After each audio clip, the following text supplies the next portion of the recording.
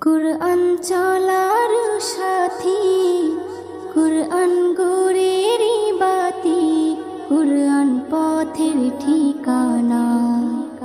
কুরআন চলার সাথী, কুরআন গোরের বাতি, কুরআন পথের ঠিকানা।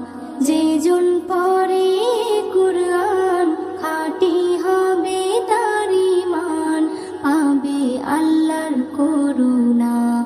কুরআন চলা